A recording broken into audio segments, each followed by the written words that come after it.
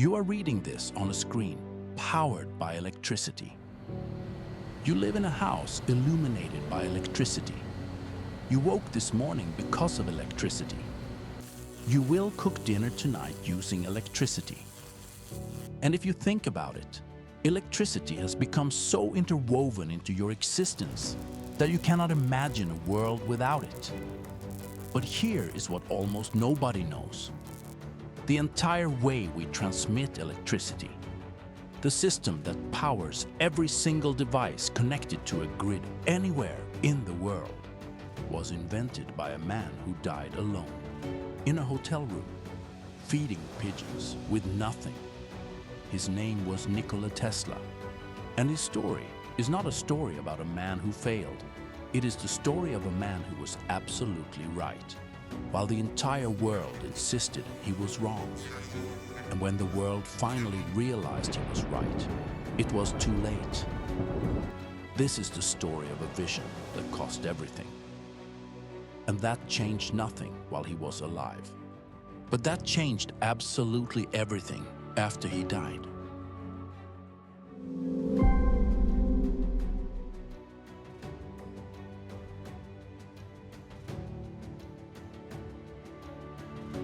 Smiljan, a small village in the Austro-Hungarian Empire, in what is now Croatia.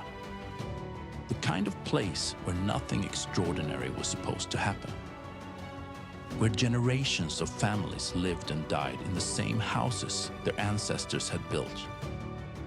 Where the routine of daily life, work, prayer, family, death, repeated so reliably that nobody bothered to imagine anything different.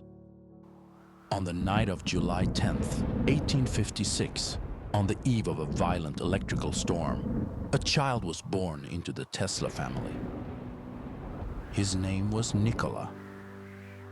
According to family legend, as told by his own mother, on that night of thunder and lightning, a midwife whispered something to Nikola Tesla, the mother, something that would echo through his entire life. He will be a lightning for the world. Nobody knew how right she would be, and nobody could imagine how much that lightning, that brilliant, impossible vision, would destroy him. Nikola's father, Milutin, was a priest of the Serbian Orthodox Church. The family was not rich, but they were respected. They were educated. They were part of a community that valued learning and contemplation. From earliest childhood, Nikola was different. His mind moved faster than other children's minds. He saw connections between things that others did not notice. He could build machines, not on paper, not with tools, but inside his head, complete, perfect, ready to be constructed. And then, at an age when most children were learning to read, Nikola discovered something that would become his obsession for his entire life. Electricity. Not the lightning in the sky. That fascinated him, certainly. But the mysterious force that moved through wires. The invisible power that could make lights glow. That could move objects. That could transmit energy from one place to another with no visible connection. From that moment, his mind found its home. But the world into which he was born, Austro-Hungary of the 1860s, had little use for men obsessed with invisible forces. The empire had priests and soldiers and farmers and merchants. It had no place for dreamers who wanted to harness electricity. So Nikola's father had different plans. The boy would be a priest, like his father, and his father's father before him. The family tradition would continue. Nikola had other ideas. During his teenage years, Nikola resisted. He studied not because he wanted to become a priest, but because he wanted to understand the world well enough to change it. When he was 16, his family contracted a terrible disease. He became ill for an entire year, bedridden, burning with fever. And while lying in that bed, staring at the ceiling for months, Nikola made a promise. He promised that if he survived, If his body recovered, he would dedicate his life not to the priesthood, but to physics, to engineering, to understanding electricity. He recovered, and he kept that promise. At 17, he convinced his father to let him leave Smiljan and travel to Karlstadt to enroll in school. At 19, he was in Vienna, studying at the Polytechnic Institute, one of the finest technical schools in all of Europe. His teachers noticed immediately that this student was different from the others. He did not study because he had to. He studied because he was obsessed, because he had seen something in the world that no one else could see. And he had dedicated his entire existence to making that vision real. At night, he read everything he could find about electricity. During the day, he walked the streets of Vienna, consumed by his thoughts. His roommates reported that sometimes he would stand motionless for hours, eyes open, but seeing nothing in front of him, because he was watching the machines operate, the machines he was designing in his mind. I see the apparatus as clearly as if I were looking at a drawing, he would explain years later. All that is necessary to make an idea permanent is to place it on paper and test it. But this was not mere daydreaming. This was engineering. Pure, perfect, crystalline engineering, happening entirely within his mind. At 21, he moved to Prague to continue his studies. And then, something changed. The obsession that drove him forward became something darker. He realized that the visions that came to him were so real, so perfect, so complete, that he could not stop seeing them. They would come unbidden, day and night. Designs for machines, mechanical systems, electrical configurations, filling his mind, interrupting his sleep, making it impossible to concentrate on anything else. His family began to worry. His friends worried. Was he losing his mind? Had the obsession become too much? By his own later admission, Tesla suffered what we would now recognize as a nervous breakdown, a collapse caused by the relentless pressure of his own genius. He was admitted to a sanitarium for rest, for recovery, and lying in that recovery room, Nikola Tesla made the realization that would define his entire life. The visions were real, more real than anything in the physical world. And if he could only learn to control them, to harness them the way other men harness water or wind, then he could change everything. He was 25 years old. He had no money. He had no connections. He had no laboratory. He had no support. But he had a vision that would not leave him alone. And he was willing to pay absolutely any price to make it real.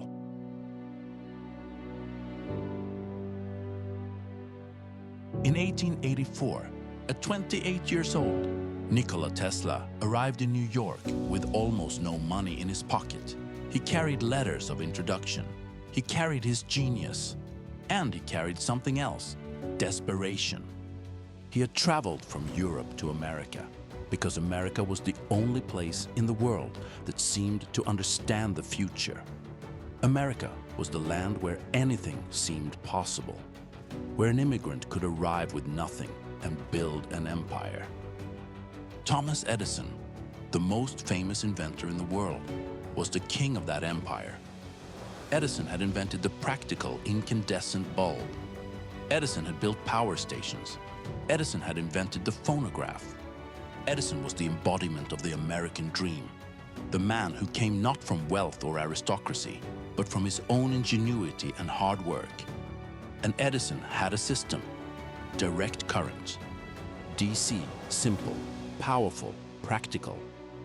With Edison's direct current system, electricity flowed in one direction, from the power station, through wires to homes. And it worked. It was working. Cities were being electrified. The world was changing. And Edison was the man making it happen. Tesla got a job working for Edison. It was the only job he could find. day after day, testing Edison's equipment, running experiments on Edison's projects, working in Edison's shadow. But Tesla could see something Edison refused to see.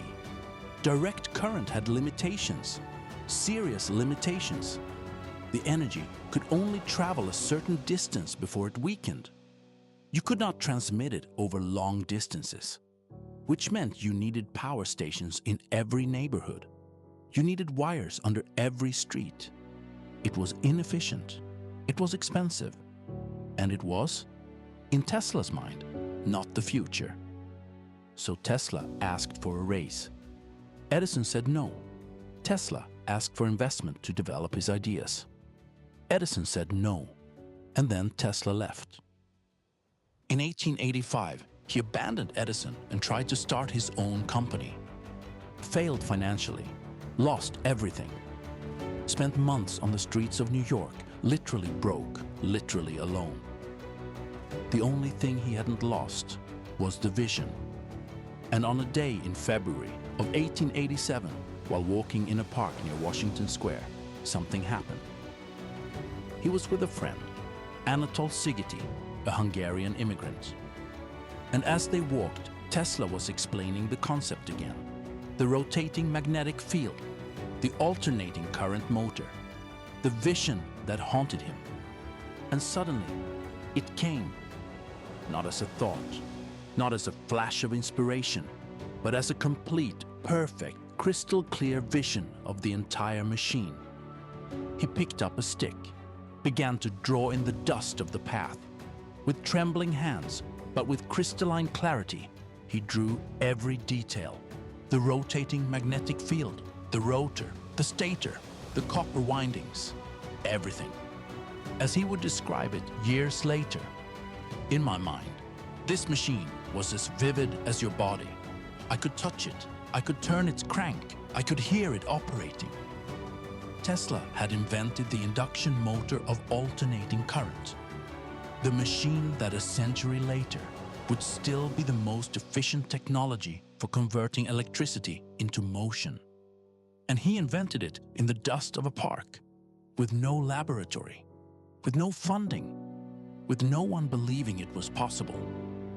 He was 31 years old. He was broke, alone, with no reputation. But he had the vision that would change the world.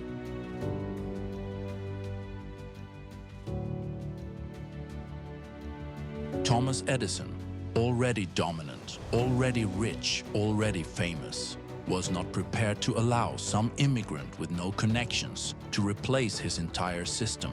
So Edison did what powerful men do when their dominion is threatened. He attacked.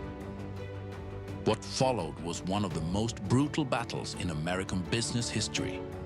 And nobody quite knows who started it or how everything devolved.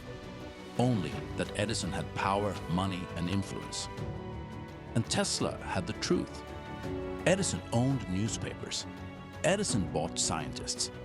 Edison created campaigns to show alternating current as dangerous. Edison staged public demonstrations of electrocution with alternating current, trying to create fear. The media called it the War of Currents. But it was more than that. It was the fight for literally the future foundation of modern civilization. And most of the world was not even watching. At first, Edison was winning. His system dominated. His reputation was unshakable. Tesla was just a foreigner with crazy ideas. But then, in 1893, at the World Columbian Exposition in Chicago, Tesla did something nobody could ignore. He lit the entire park, 70,000 lights, all powered by alternating current, in a spectacle of beauty that left 1 million visitors speechless. Edison had conquered the market, but Tesla had conquered the future. And although Edison had victory after victory in the short term, it was Tesla who was right about what the world would eventually become.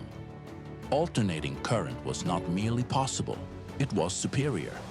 And in the end, the market realized it.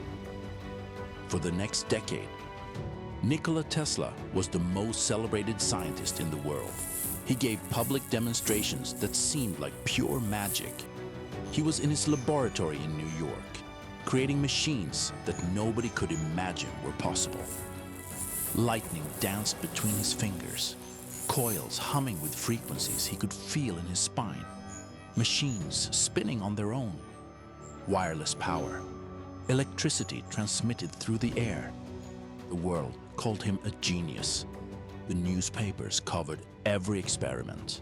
Inventors and businessmen lined up outside his laboratory, asking to work with him.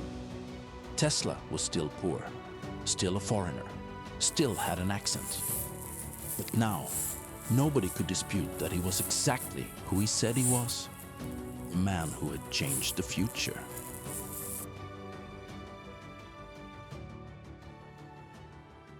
But Tesla had a problem. His success with alternating current, commercial and practical, had made him rich and famous.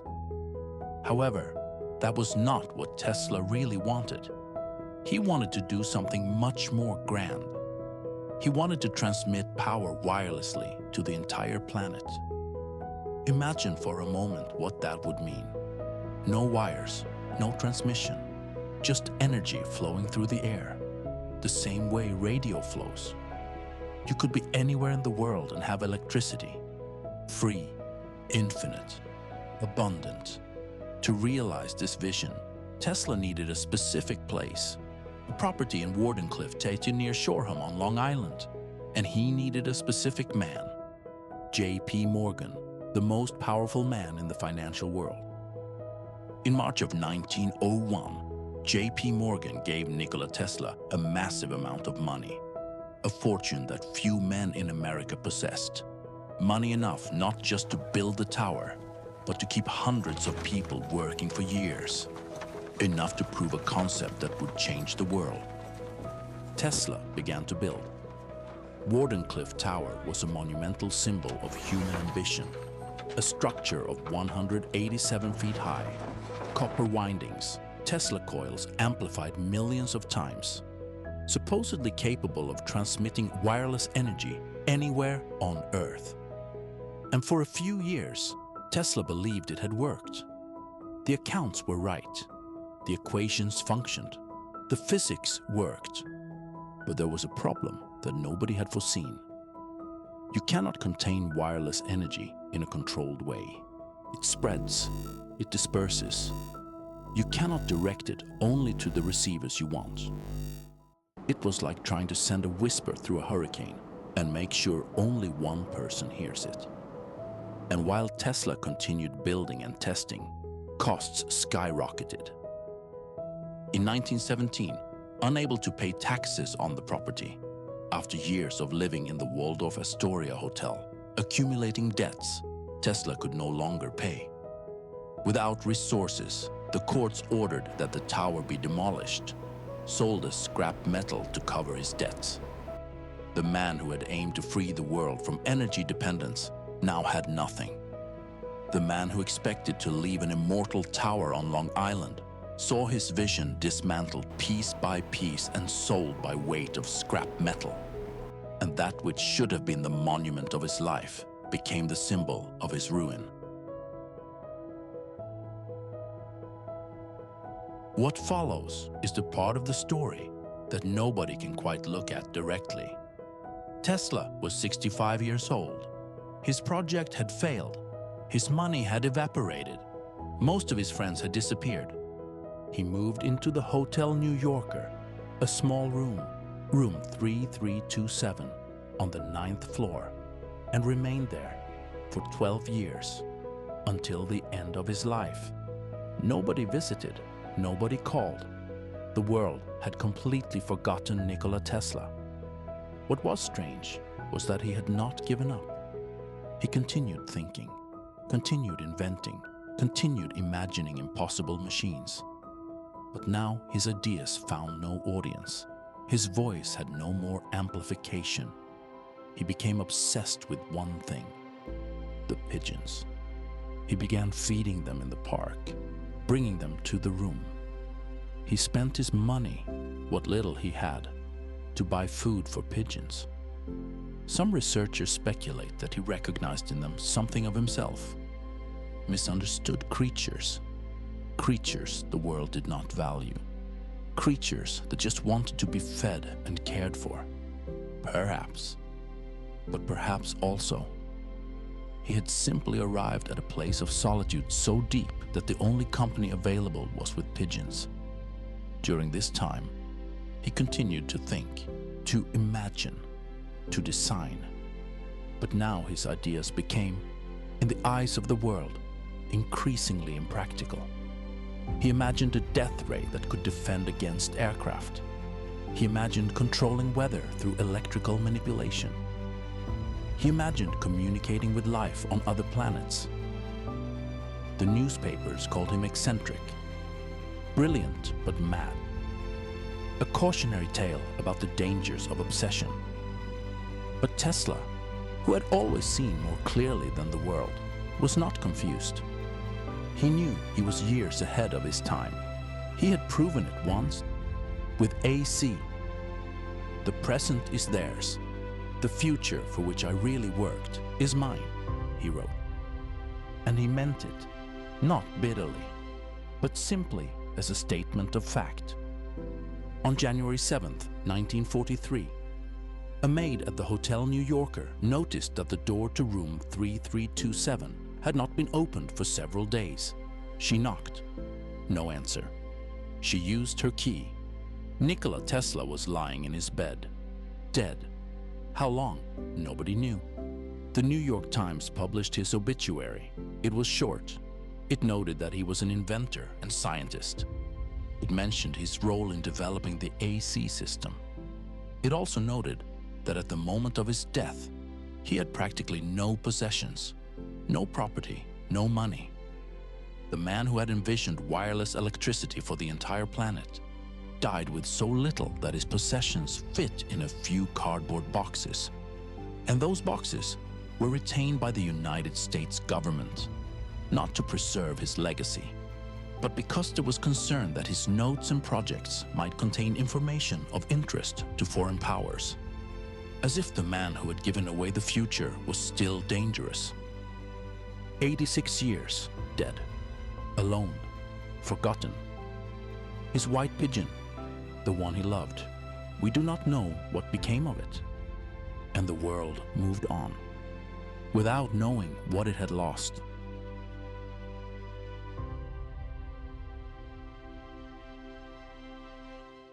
But there is one thing about being right, about being absolutely, perfectly, completely right about the future.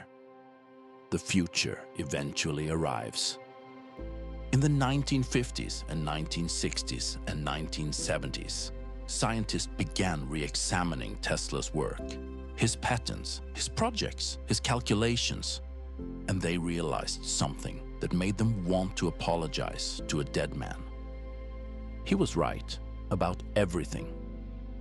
Wireless power transmission, it is not just possible. Every power grid in the world uses AC, the system Tesla invented. Every wireless transmission, from radio to cell phones to Wi-Fi, is based on principles Tesla discovered. The rotating magnetic field, the induction motor he designed in that park, is still the most efficient way to convert electrical energy into mechanical energy more than a century later, and no one has found a better way. The Tesla coil? It is still used in dozens of applications that Tesla could never have imagined. In the 1990s, scientists were actively researching wireless power transmission.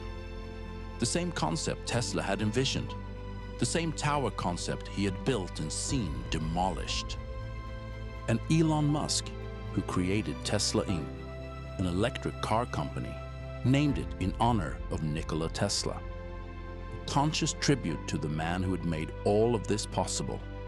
The company was called Tesla, not as resurrection of a dead brand, but as recognition that this man, who died feeding pigeons in a hotel room, had changed the world more profoundly, perhaps than any other inventor in history. Wireless charging devices are now common. Phones charge wirelessly. Cars may soon charge without plugs. The future Tesla envisioned is slowly becoming the reality we live. But here is the tragedy that cuts deepest. Nikola Tesla died believing he had failed. He died thinking that his work over a lifetime, his obsession with wireless electricity, had been a waste, that he had given up, that Morgan had destroyed everything. He never knew that one day, 100 years later, the world would finally understand what he had seen so clearly. He never knew that a whole company would bear his name, that children in schools would study his inventions, that his AC system would power the entire modern world. He died in darkness, and the light came after.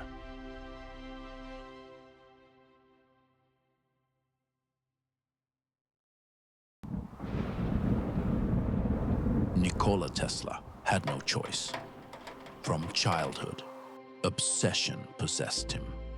Vision guided him. From the moment he was born under a storm of lightning until the moment he died in a hotel room surrounded by cardboard boxes, he was driven by something he could not control. Something that was at once his greatest gift and his deepest curse.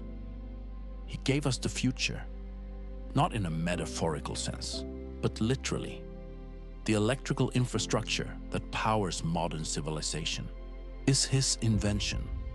Every light you turn on, every device you charge, every wireless signal that enters your home, every power grid that distributes energy across continents. It is Tesla, and he accomplished this while being rejected, while being ridiculed, while being betrayed by investors, while being ignored by the world. He accomplished it not because the world believed in him, but despite the fact that the world did not believe. The problem was, said Tesla, that everything I did was too far ahead of its time.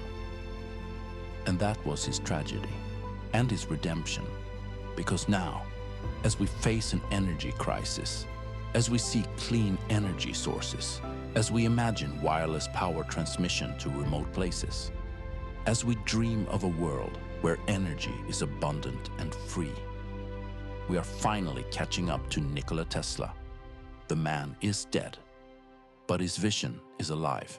In every Tesla car that charges wirelessly, in every smartphone that uses his AC system, in every experiment with wireless power transmission, the future he imagined is becoming the present we live. And although he will never know, although he died alone in a room with pigeons, he changed absolutely everything.